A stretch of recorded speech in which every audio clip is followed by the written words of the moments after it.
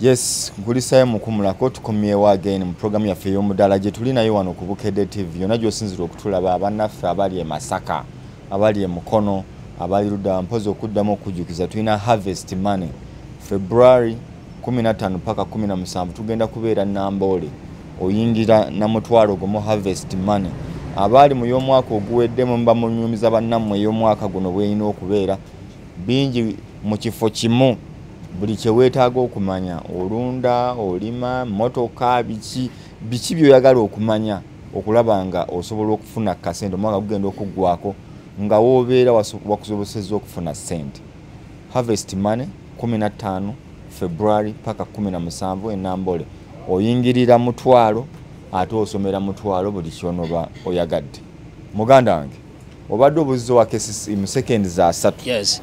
So mukulu wa KCC mbadde njagala mbuulire sente zibalo basaba era bama kuzifuna basasula batya mu KCC bagisasula yo musolo license meka kubasasula. Okay.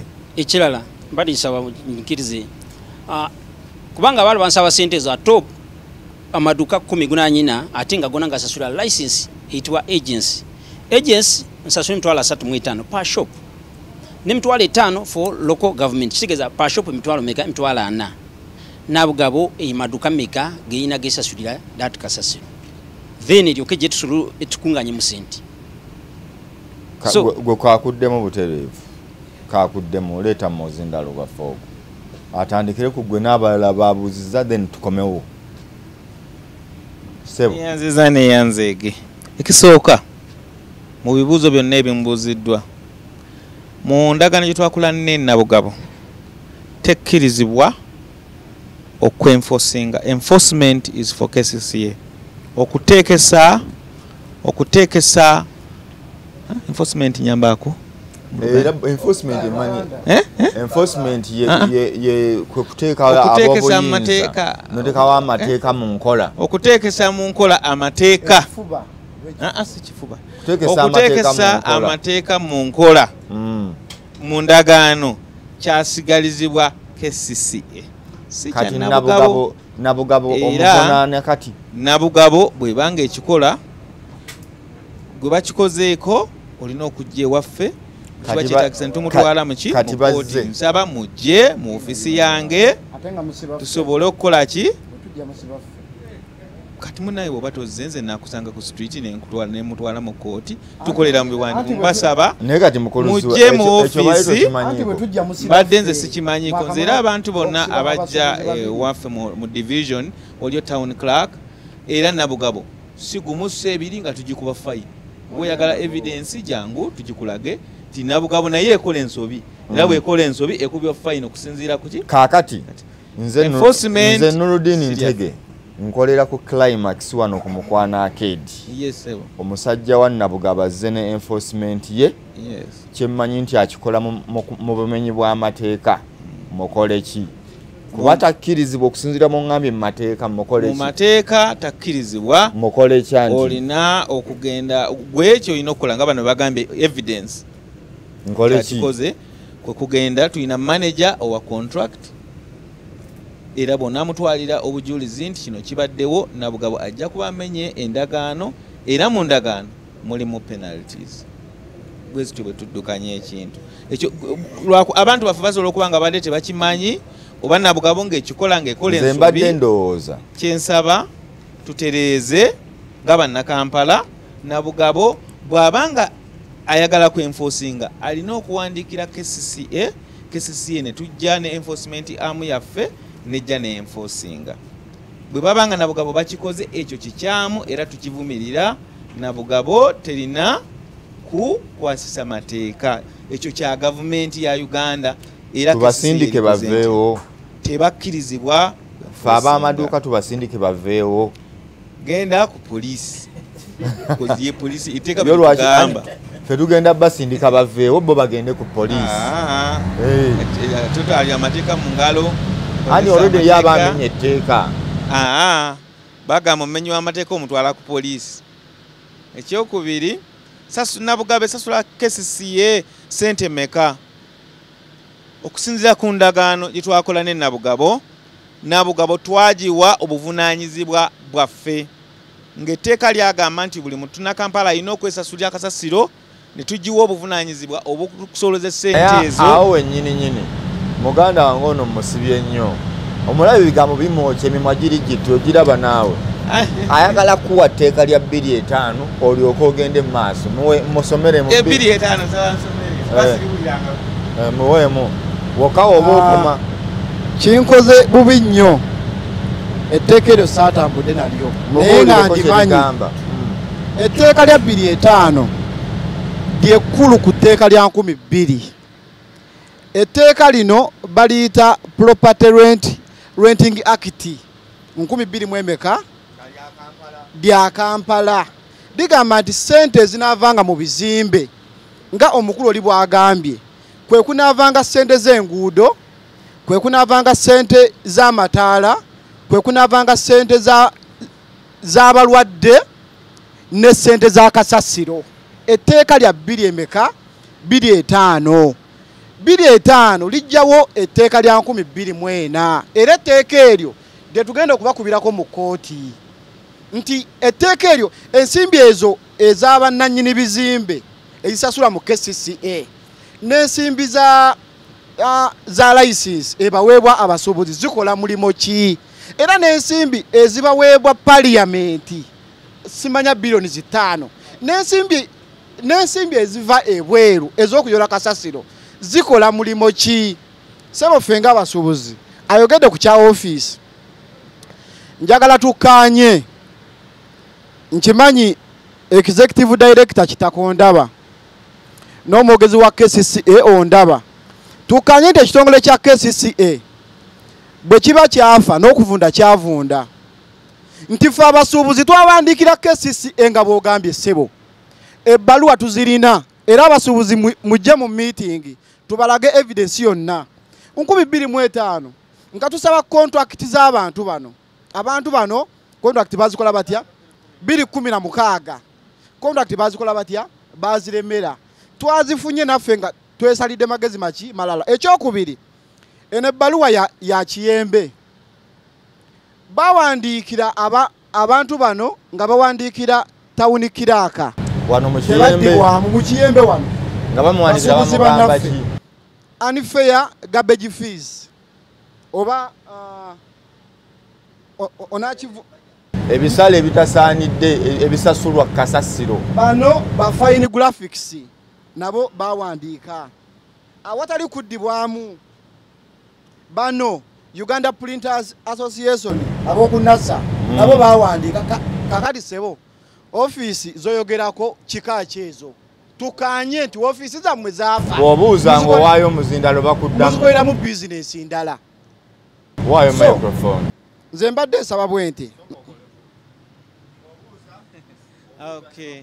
Kakati webale nnyo webalire ddala nze abawandiise nina files era n'emisango gye tutuddemu mpitirivu nnyo sisobola kulimba wadde ngamba abapayini tebabaddamu abaaki tebabaddamu nkubuulidde wandiika bw'otafuna kuddibwamu ekyamagezi genda mu kkooti tukube mu kkooti nga KCCA. Nsanyuka nnyo bwe mpulira nze ng'omuntu agamba nti KCCA mulemeddwa tugenda bakuba mu kkooti kyekituufu era kyekirina okukolebwa bwe tuba nga tetubatuusizza bwenkanya eri bannakampala era nkiwagira bw'obanga olaba nti tuli baki bakyamu amateeka ago gonna g'oyogerako bw'obanga owulira oyagala kkooti nzigule era tukuwagira bw'obanga owulira naye kakati kyenjagala okwogera bannakampala nange ndi munnakampala tulina abakulembeze ebintu bino byonna ebitutawaanya nze ndaba singa tukwatagana n'abakulembeze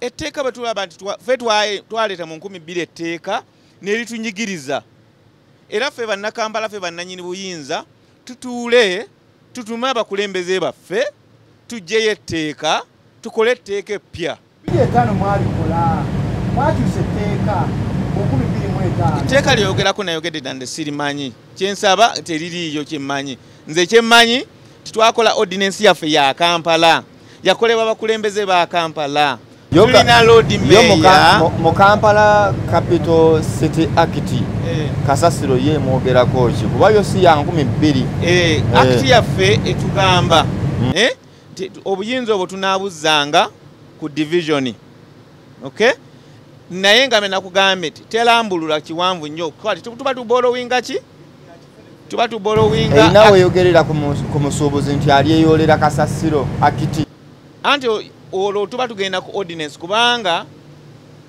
ordinance we yakolebwa twali tuyina Local Government Act. Kati Local Government Act yegamba ki Kasasiro? Local Government Act tugamba nga KCF tuvunanyizibwa Kasasiro. Kati twakozesa Local Government Act kuba wangambye okukola ordinance. Wangambye nti singa Local Government no Kampala Capital City Act yezuulange inawe yakoma nga tusikayo ki Local Government Act. Local Government Act yo egamba ki tuwaawo obuvunanyizibwa ku Kasasiro.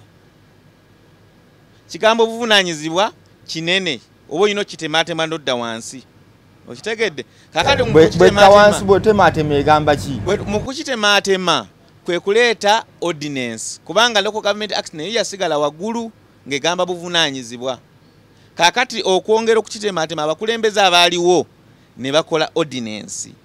Kati wabanga ordinance etunyigiriza kyetuva tugamba nti tuddayo entemateme yaliwo ne tugamba tukyuse kubanga obukulembeze weebuli Lord Mayor waali councillors weebali ono akubuuzayo ekibuuzo kimu mbadde nsaba atunyonyole sente za property rent zikola mulimo ki ekyokubiri sente za trading license eweebwa KCCA zikola mulimo ki atulambuliremu awo. Okay kakati bannange ekitongole kyemkoleramu kikulirwa omuntu munnamateeka era ayagala ennyo ekigambo kyagamba rule of law and accountability. Sente zonna zetusolooza nga KCCA ziriko accountability era tugoberera amateeka kubanga ye mukama waffe. Ebimu bye tukola bye bino tukola bye bino tukola enguudo tuziraba empya tulina emataala ku makubo n'ababulidde tulina Kasasiro gwe tuyoola nga KCCA tujjayo Kasasiro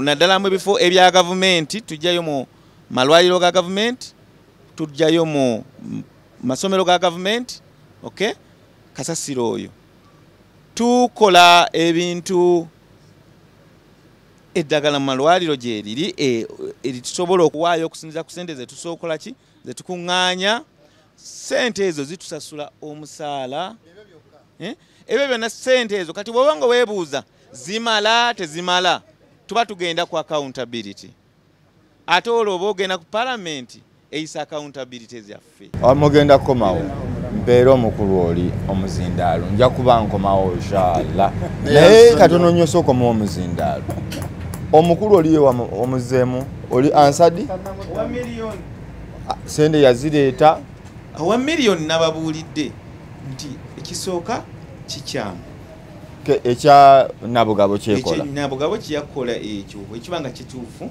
kikyamu ekyokubiri nabugabo endagaano gye twakola nayo teleeta ssente mu KCCA twagibwa buvunanyizibwa bwaffe yesasula era bwemala okujja sente zerina okubajjamu zerina okutwalira ekirala emiranga bannange nkubuulidde munnange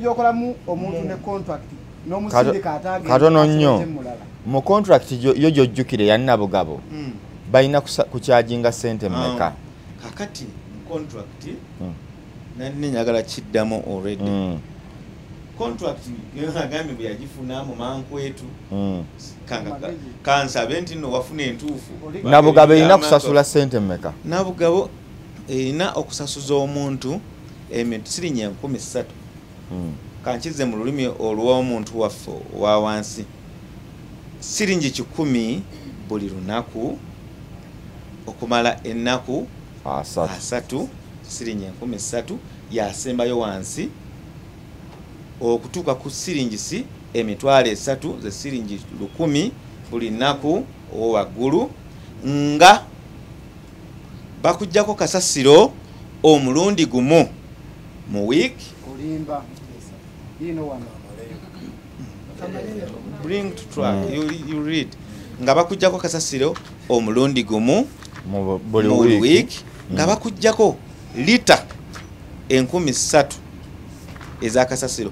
Naye bwe tuba nga tukigize kusinza ku density y'akasasiro yaffe kabeera akasawo ka sukaali akadeeya ka sukaali ke baakozesa. Normally bw'okozesa density y'akasasiro w'e Kampala ke kandibadde akadeeya. Singa baba bakujjako akadeeya kamu omulundi gumu mu wiiki wandibadde osasula wakati wa siringisi 3,000 n'emitwalo 3 omwezi omulamba. Y'endagaano weegamba.